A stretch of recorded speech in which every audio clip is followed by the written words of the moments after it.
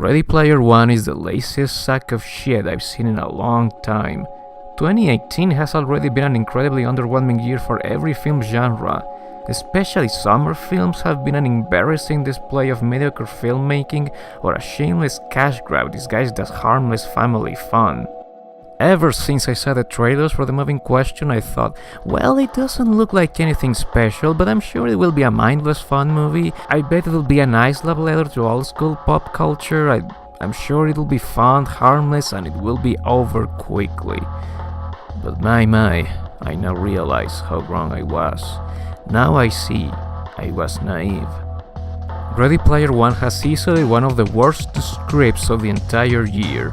None of the characters, either protagonists or supporting cast, has an actual personality. The quote-unquote universe it takes place in is horribly built and makes no sense at all. The story itself is so unbelievably stupid that it becomes insulting to the intelligence. The action is boring, repetitive, and has no weight to it. The references to old media are cringeworthy and obnoxious. And on top of it, the movie is 2.5 fucking hours long. So you might wonder, why am I criticizing a movie like this instead of some of the other bad films that came out recently? And that is simply because this movie was directed by Steven fucking Spielberg. A director who needs no introduction. We all know he made some of the most beloved, most iconic films of all time. Many will disagree with me, but in my opinion, Spielberg has been making mediocre movies since the beginning of his career. It's just that most people ignore them because his good movies are too good to pay attention to the crappy ones. And whenever he releases a generic, mediocre movie, he makes you forget it with something better. But he always has been coming up with underwhelming movies, and Ready Player One is no exception to his bizarre rule of quality inconsistency. I myself have positively reviewed some of his less liked movies, so believe me when I say I appreciate his work and his talent. There is no reason for me to be forgiving with this film just because it was directed by someone like Spielberg. However, the director is very far from being this film's biggest problem, though he has mentioned before he doesn't think video games are art, so that might explain his lack of passion in this project.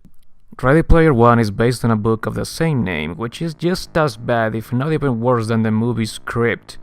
Quentin Reviews did an excellent job explaining how bad the book is, so I don't think there's anything else for me to add. The problem is that all the book really does is indeed convince you that they are good ideas. Because it talks about these ideas, it introduces them, but it doesn't explore them in any interesting way. And it certainly doesn't say anything about the ideas. This book thinks of interesting ideas, awkwardly drops them, and then just shrugs and keeps fumbling forwards. Second of all, anytime that this main character runs into any problem in this book, he magically has a backstory explaining why he can solve it with no effort. It's a good thing I played Joust a bunch of times with my best friend and I'm basically perfect at it. I swear to God, at one point in the book, he finds like a guitar in the challenge, and he's like, it's a good thing I know how to play guitar. Fuck you, no you don't. Just imagine that. For 600 pages. All I can tell you of my personal experience with it is, I read 50 pages and I just could not go on. The entire fucking book goes like this. I needed a golden key to get into the next room, but in order to do that, I need to decode all the dialogue from the movie Top Gun from start to finish. Luckily, I had watched Top Gun 95 times in the past 2 weeks. I need to defeat Donkey Kong without getting hit once, in order to grab the green diamond wizard key. Luckily, I had put 15,000 hours into Donkey Kong over the last few months. One more key to go. I need to defeat the high score in the game Jousting, which was 1 million. Luckily, I had played Jousting every day for the past 2 years just in case. Apparently the movie had 2 screenwriters. The first was Zach Penn, who wrote such hits as X-Men: The Last Stand, Inspector Gadget, Suspect Zero, and Elektra. The second writer is Ernest Cline. Who is Ernest Cline? Is the talentless hack who wrote the book. Who else? His only other movie screenplay was for Fanboys, which is essentially about the same thing, a bunch of geeks who worship pop culture. So this is what happens when you pay two hacks to write a script based on a book written by another hack who uses 1980s media to cultivate his own identity. Even with the director of Schindler's List and Saving Private Ryan, with a script like this, of course the movie will come out like shit. The movie starts with cliché narration from our protagonist, giving exposition about the world and what is the Oasis, because the writers don't know how to give the audience this information visually, despite how simple the story and world actually are. I was born in 2027, after the corn syrup droughts, after the bandwidth riots, after people stopped trying to fix problems and just tried to outlive them. People come to the Oasis for all the things they can do. They stay because of all the things they can be. Tall, beautiful, scary, a different sex, a different species, live action, cartoon. It's all your call. Basically, our protagonist, whose name I don't remember, is a teenager, despite the actor being clearly in his 20s, growing up in 2045 America, a year and age that has apparently become depressing and boring and hard to survive in utopia. I say apparently because despite everyone is living in these tiny, dirty houses, everyone can afford the VR equipment and the sensors that the Oasis requires. But anyway. The CEO of Oasis, the biggest virtual reality company in the world, hid away 3 keys that lead to an Easter egg inside his virtual world before he died and promised to give the winner of the trials ownership of the entire company and his personal fortune. So now thousands of players and the second biggest company in the world compete against each other to find each key and gain control over the Oasis and Halliday's fortune. As simple as that. But despite the simplicity of the story, the first 15 minutes are nothing but exposition. References. Ready Player One is pop culture reference, the movie. I swear they can't spend 5 minutes without referencing, showing, quoting or mentioning already existing media. Why is this a problem?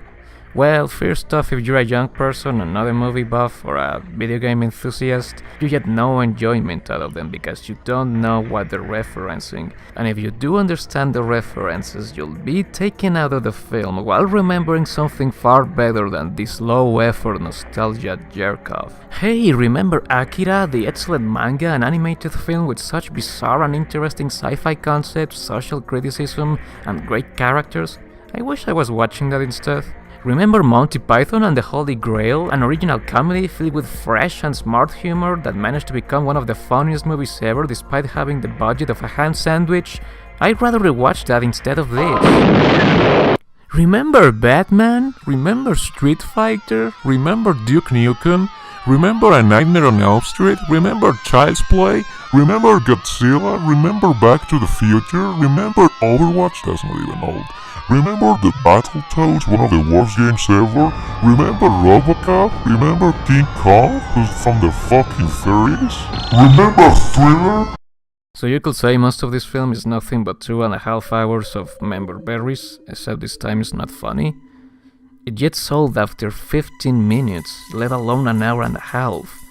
The counter-argument to this will be pointing out the entire film is a love letter to the 80s and early 90s, but if that's the case, then it's also fair to point out what a terrible job it does at paying homage to all of these old movies. Take the Kung Fury short for example. That film succeeds at doing what Ready Player One tries to do but fails miserably. Kung Fury is a homage, but it's also a parody of action films from the 80s. It's completely self-aware that it's a stupid movie referencing other stupid movies. And this is demonstrated with the filmmaking.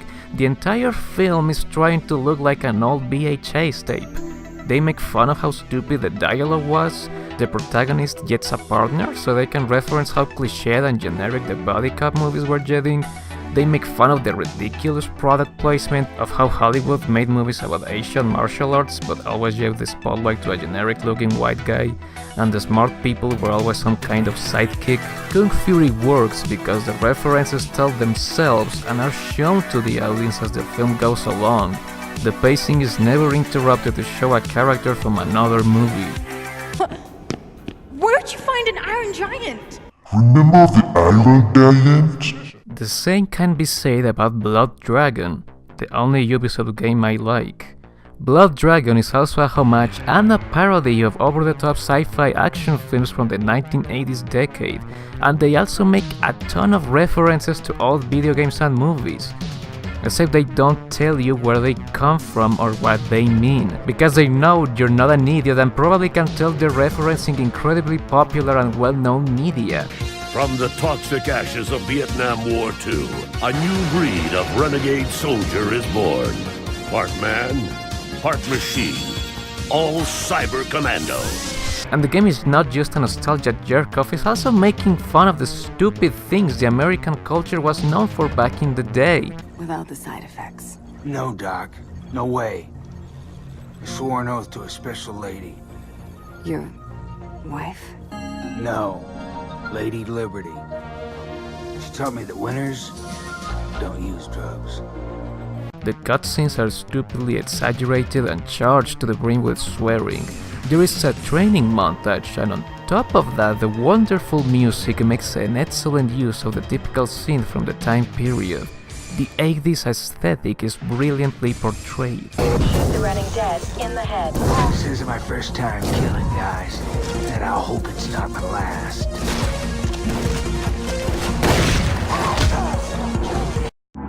I got the touch. I got the power, yeah! The references in Ready Player One are pointless. They drain away precious screen time, and they're only there so the audience can go, "Oh look, I recognize Chun-Li, I recognize Tracer."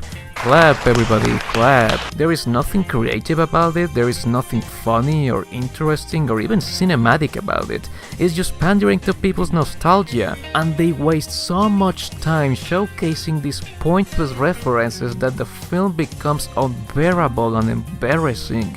It doesn't even make any sense. Why will teens in the future judge other youngsters based on their knowledge of something that was relevant 70 goddamn years ago?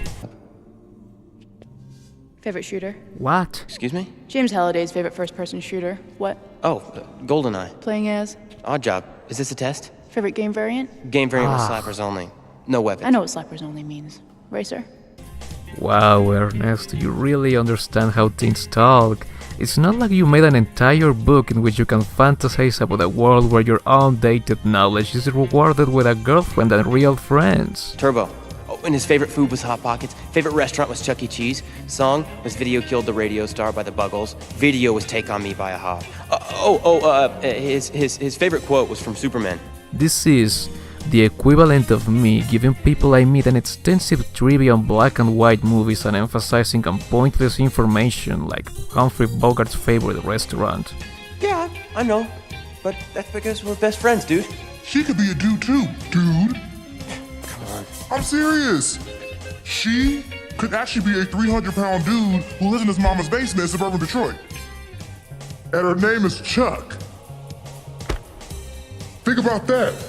That's a good point actually, but she turns out to be a pretty model, and the one pretending to be someone of the opposite sex was you. Therefore this entire scene is pointless, and it makes you look like a hypocrite.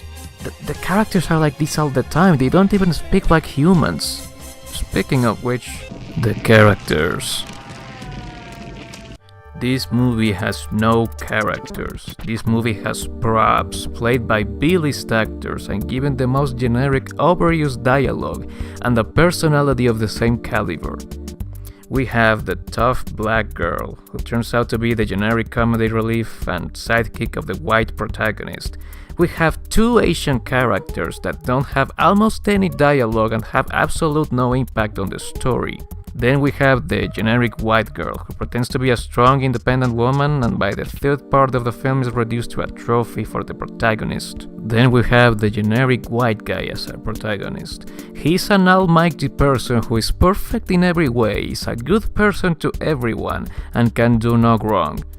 I find it very funny that the only black character in the film has an avatar with giant lips and a giant nose. And then the Asians have avatars of, what else? A ninja and a samurai! Because we all know foreigners always go around showing off their culture. And then the two white kids of the group are the only ones that can stand by their own at the end of the film. Does that sound offensive? Because it is.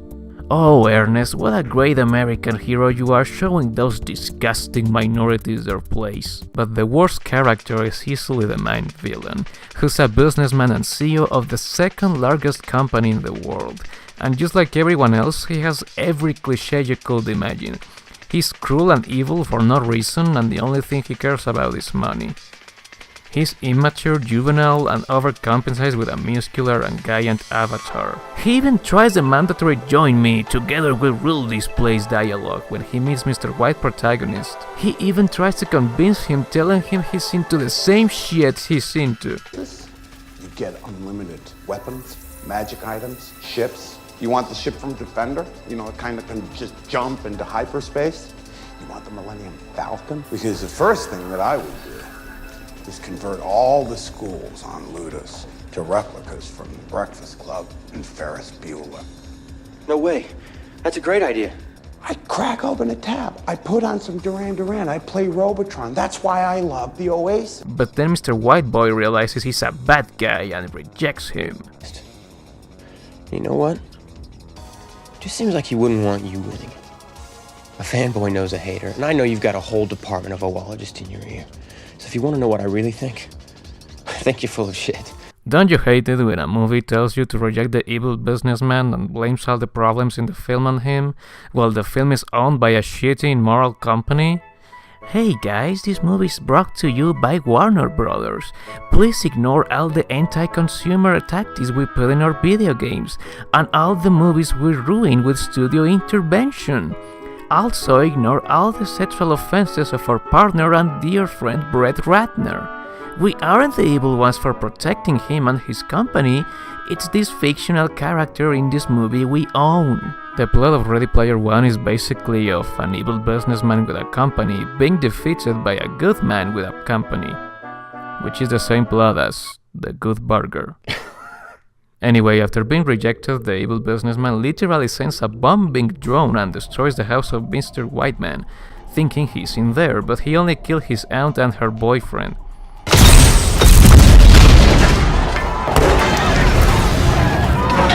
And Mr. White protagonist doesn't even seem to care that his only family is dead, and in subsequent scenes, this entire murder scene was only used as a cheap way to make the audience hate the evil businessman. They even make the aunt's boyfriend an asshole, so you won't feel bad for him when he gets killed.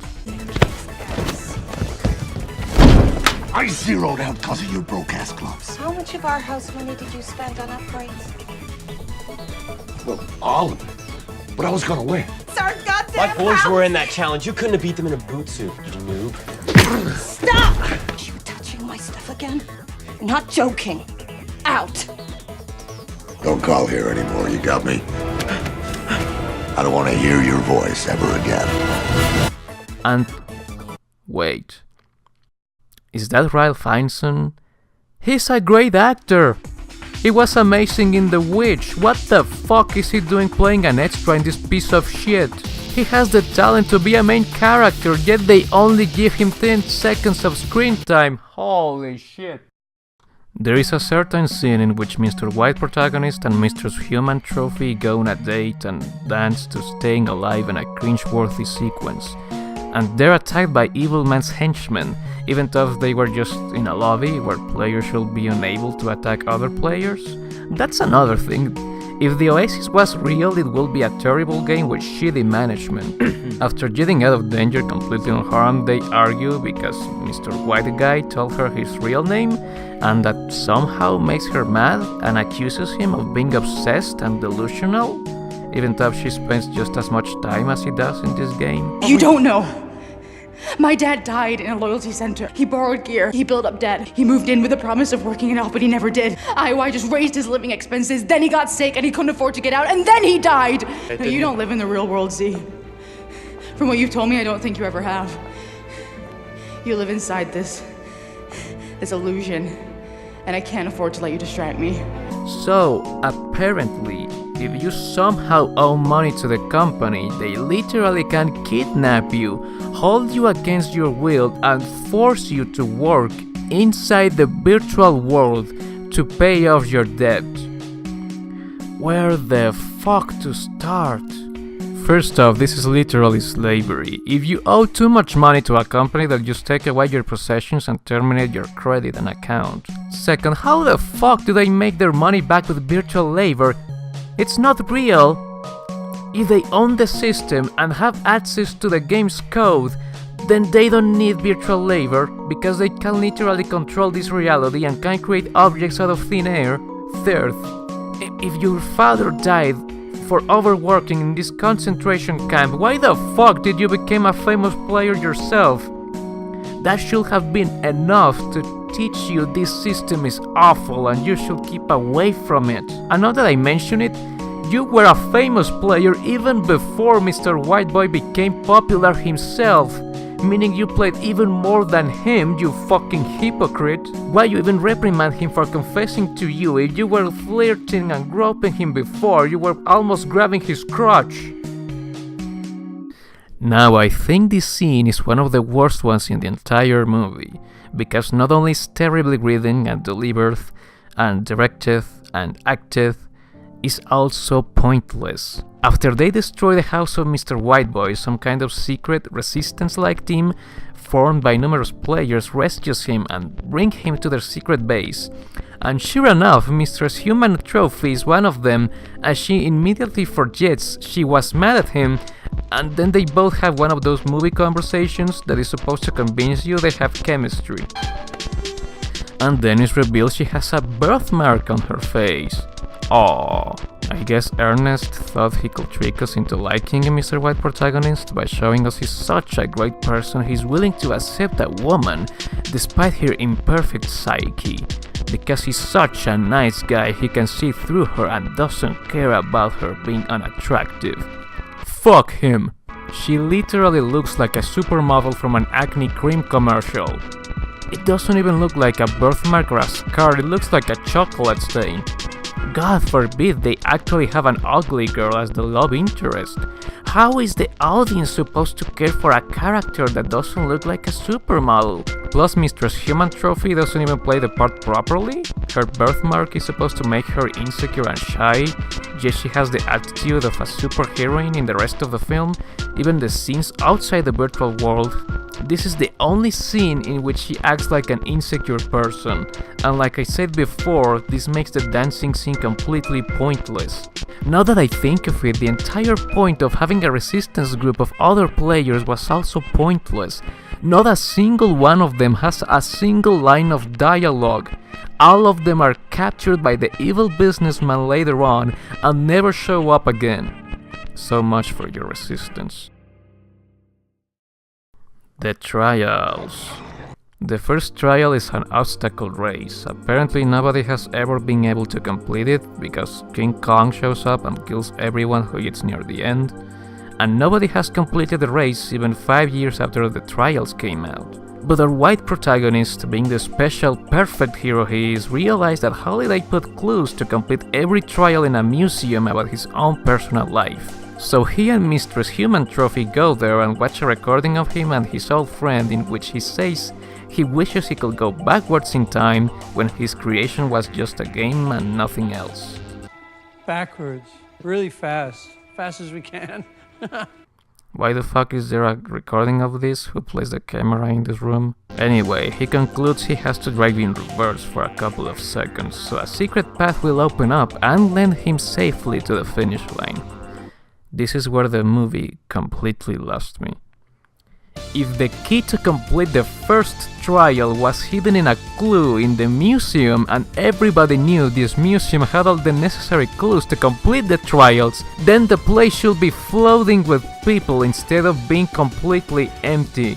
In 5 fucking years, there is no way nobody tried to drive backwards. Not only there are thousands of players, there is an entire company investigating the trials. Are you telling me not a single data miner or hacker found out there was a hidden path behind the starting line? Do you realize how quickly and efficiently an internet community can progress when they work together? This movie pretends to understand how the internet works, yet seems to severely underestimate the people who use it. This trial will have been completed in 5 seconds. And then White Kid #1 becomes famous and admired by everyone, even though all he did was complete the first part of a competition. Remember Mortal Kombat? Remember Alien? The second trial requires the participants to look for the next key by following a clue that reads, "A creation that is hated by its creator," or something like that. The answer being the classic 1980s Stanley Kubrick movie The Shining. In this moment is that they tell us they can get inside the movie itself, so they do to look for the key inside it. And before I continue, I want to point out the clue given is complete bullshit. Kubrick didn't hate his creation. Stephen King hated the film because it was an inaccurate adaptation of his book of the same name. So the clue should read something like "a creator that hates his creation's adaptation." And even that is confusing as fuck because there are dozens of movies adapted from books that the original writer hates, but whatever. This sequence is the only one that was somehow impressive. They actually managed to take footage from The Shining and digitally add the shitty CGI characters in a very natural fashion, so it will look kind of like they are actually part of the film. It's overall not a bad sequence at all, and it shows that CGI can be used intelligently. I mean, the dialogue is still awful, and reminds me I'm still watching a bad movie instead of The Shining. And again, they are the only ones who are investigating The Shining, even though it's one of the most iconic movies ever. Plus, they immediately filled the scene with an endless myriad of cartoon-looking CGI that takes you out of the film, and then they say it was just a distraction from the actual riddle. The whole Shining trivia is just a diversion. The whole Shining trivia is just a diversion. The whole Shining trivia is just a diversion. Which was dancing with Halliday's crush, something he didn't dare to do in real life. So the only thing that was remotely stimulating about your film was not only pointless, but the characters dismiss it and forget about it in favor of continuing with the uninteresting and predictable story we've seen a million times. Thank you, Ernest. But I guess since Spielberg was an old friend to Stanley Kubrick, he wanted to pay homage to one of his most iconic movies. Anyway, Mistress Human Trophy gets the second key by reaching the lady that doesn't look like CGI for some reason, after floating around for an awful while. This makes me wonder why this is happening in the real world right now. I understand they have an omnidirectional platform, but what exactly is happening to her body if her character is flying? I guess we're not supposed to care since the writers didn't either. Before the final trial begins, Mistress Human Trophy is captured by the evil businessman's sidekick in the scene I explained before. So Mr. Nice Guy and his culturally rich sidekicks try to rescue her. So they somehow manage to trick him into thinking he's back in the real world by making him see an exact replica of real life while he's actually still in the Oasis. Wait, if the Oasis can look and feel exactly like real life to the point you can't tell each other apart, then why was this film 90% computer animation? If it had been actual footage, it might have been interesting. Instead, only 10% of the movie's actual footage, so Steven Spielberg can show up for just a couple of days and let his CGI animators do everything else. Samantha Cook! Where is she? Yeah, fuck all the people you hold into slavery, my girlfriend is the one that matters. They communicate with her somehow and tell her how to escape. That the lever is inside the cell, are you fucking kidding me? What's his password? Wait, answer me. Okay, it's capital B 055 man 69. Yeah, making the villain a murderer, mindless money addict was not enough. They have to make him immature as well. You like a forest. Hey, shut up. Remember the Blade Runner theory? That's how he finds out this isn't real. Wow!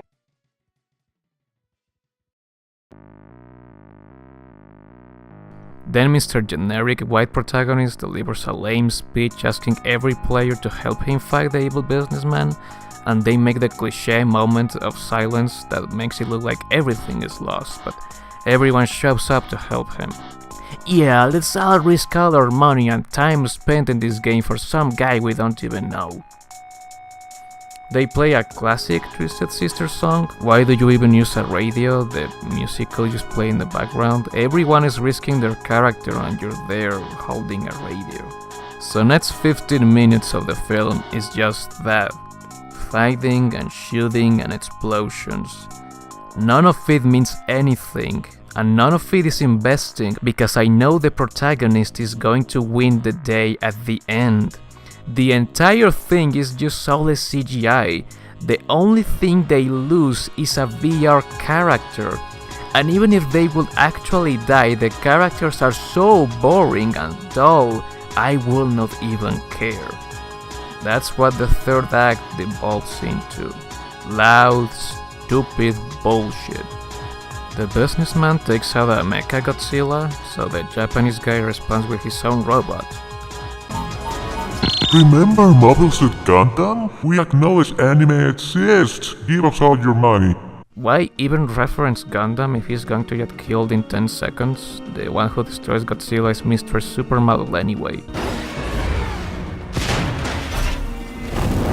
You might have noticed I have yet to talk about the last trial.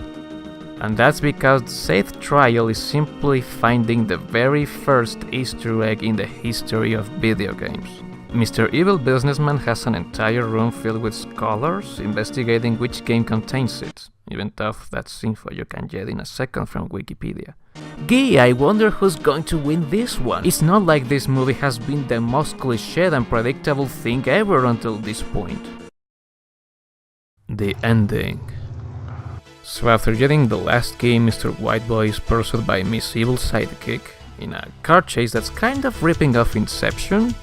The physics of the real world affect the virtual reality, except that Inception actually had impressive special effects, stunts and camera work. And this movie just keeps teasing you with the key insertion. Stick the key in! How hard is it? But despite everything, I do have to say, it's the best sequence in the film. As a critic, I want to be fair and admit it. It was genuinely entertaining. Even the stunts felt very real and painful, demonstrating these actors are actually talented. They really were doing their best.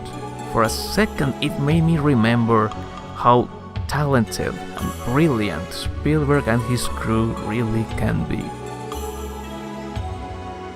But back to the actual movie. Evil Businessman kills everybody with a bomb as a last resort, therefore making the previous fight seem pointless. But turns out the butler from the museum gave Mr. White protagonist an extra life. Remember the sucky arcades? So he's asked to sign the contract, but at the last minute he goes, "No, it's another test." I won't make the same mistake you did. Jedit is pointing out how game developers are usually screwed over by companies. Wow, Ernest, you really understand the video game industry. Why even have this scene? He has to sign an actual contract later on anyway. Evilman finds him and his friends in real life, so they do the generic, "If you want to pass, you must pass through all of us." So he takes out a gun and everyone lets him pass. No one retaliates, even though they're in America. But when he sees Mr. White protagonist, he goes, "Oh, he's receiving the egg, I can't shoot him, even though I killed his family and I'm technically a slavist and cruel bastard." And only in that precise moment, the police arrives. Where the fuck have you been the entire movie? He literally bombed a neighborhood and locks people against their will. You should have arrested him years ago. So in the end, our hero wins the big prize, saves the day, gets the girl, and the villain is busted. And the moral of the story is spend more time in the real world so you can get laid. Meaning the film has the same intentions as that annoying Nintendo warning that tells you to go take a break.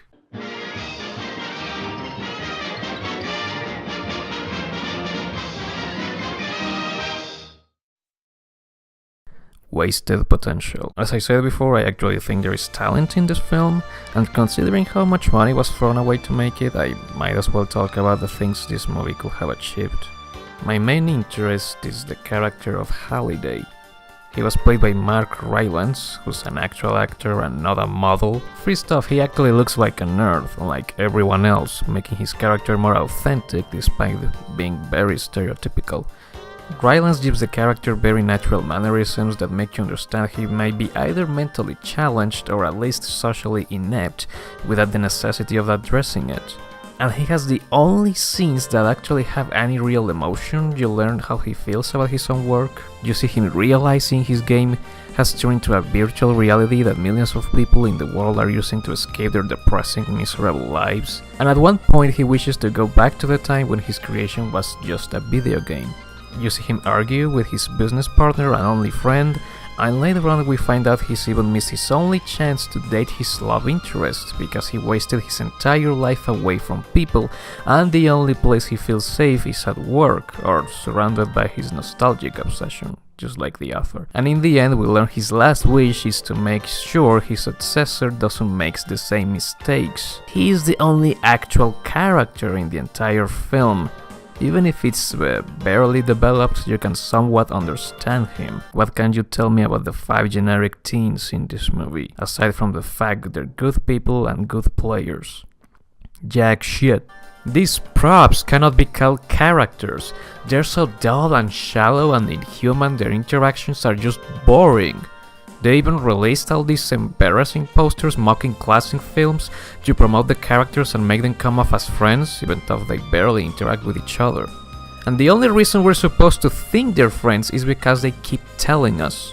But that's because we're best friends, dude. So the question is, why the fuck wasn't Halliday the main character? Why the movie doesn't start during the 80s, where we see Halliday as a kid and then see him grow up, become a video game developer, then create the Oasis, and then realizing he missed out on so many life experiences because he was always fantasizing and sugarcoating the past. This movie could have been a great commentary on how nostalgia blinds people and makes them romanticize their past, just because back then their lives were easier and simple. But no, if they make a dramatic and meaningful story, then they can't place all these CGI action, explosions and pointless references that make no sense. Buckaroo Banzai? Huh? I like it! I like Buckaroo Banzai! If they make the protagonist an old man with social issues and the movie was depressing, humanized and intelligent, then they can make the protagonist a bunch of models, and the kids and the teens in the audience won't care about the story. That's the film industry in a few words. It doesn't matter how intelligent, smart, humanized, philosophical and original your movie is, if it doesn't have a meathead in a rubber suit, or dinosaurs or action or stupid shit in it, almost no one will watch it or even talk about it. When you know your factory movie will be much more successful than authentic art, there is no reason to make any effort. Isn't that fucking depressing? The brain-dead movies made by people who don't care make billions, and the brilliant movies that have something meaningful to show are ignored and so easily forgotten by the majority. Conclusion. Ready Player One has one of those finales that try to distract you from the fact the movie has plot holes big enough to fill cosmic distances by ending in a happy note, and having one of those cliché narrations featuring the main protagonist telling you what happened. When Mr. Whiteman is finally saved, the man who gives him the contract turns out to be Ogden Morrow, played by that guy from Hot Fuzz, and he reveals he's the one who gave him the extra life. If he was still alive, and he was Halliday's only friend, and he was also a developer, then why the fuck he didn't give him the Oasis and his fortune? You're fucking dead, this is an AI. For all you know, he could transform this game into something terrible. I just said Halliday was the only true character in the film, but thinking properly, what he did was very stupid. And the great solution to people ignoring their lives in favor to playing in the Oasis and becoming delusional that Mr. Model comes up with is closing the entire place 2 days a week. We close the Oasis on Tuesdays and Thursdays. I know it sounds like a weird move, but people need to spend more time in the real world. Are you fucking kidding me? If people are addicted to the game, that will just make them play even more during the other days. And the people who can only play those 2 days of the week will feel excluded. So this solves nothing. Have you any idea of how much money a company will lose if they stop working for 2 whole days every week? Isn't the Oasis a billionaire company with thousands of employees to take care of? Halliday, This is how you plan to resolve the fate of the world's most important economic resource? There you go, I don't even need to say more. Let's not give the biggest company in the world to my best friend who has worked by my side his whole life. Let's give it all to a bunch of teens I don't even know and all they do is play video games all day long. This is literally the very last shot in the movie. After this, what comes are the credits. So the generic protagonist didn't stop playing the game because he wanted to experience real life. He did it because now he has something to stick his dick in. No mention of his dead family, no mention of all the money lost when everyone died in the explosion, no mention of his so-called friends. Just enjoy your fortune and your human trophy. And I could also mention other things that bother me, like the fact that players use a special suit that makes them feel the same pain their character feels when they get hit. Who the hell will use that feature? If your character is being hurt, the pain you might feel will just be a nuisance. But I think that's enough to show Ready Player One has one of the worst scripts of the entire year. One thing I want to mention before the review is over is something I noticed during the credits. There is a mention of the Mifune estate. In case you don't know who he was, Toshiro Mifune was one of the best and most beloved Japanese actors who ever lived. The classic movies he made together with directors like Akira Kurosawa inspired generations of filmmakers and lovers of film not only in Japan but in the entire world, including myself. His films were some of the first ones that made me discover my love for film. I'm glad I ever encountered them. Turns out, the generic Japanese stereotype has an avatar that is supposed to resemble him. So do I like this movie now that I find they reference something that is very dear and nostalgic to me? No.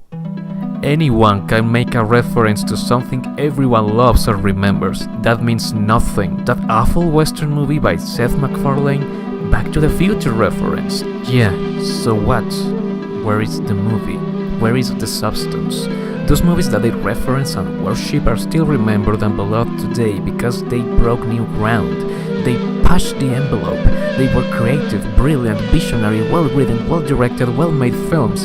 And that's why people like them. That's why they're still relevant.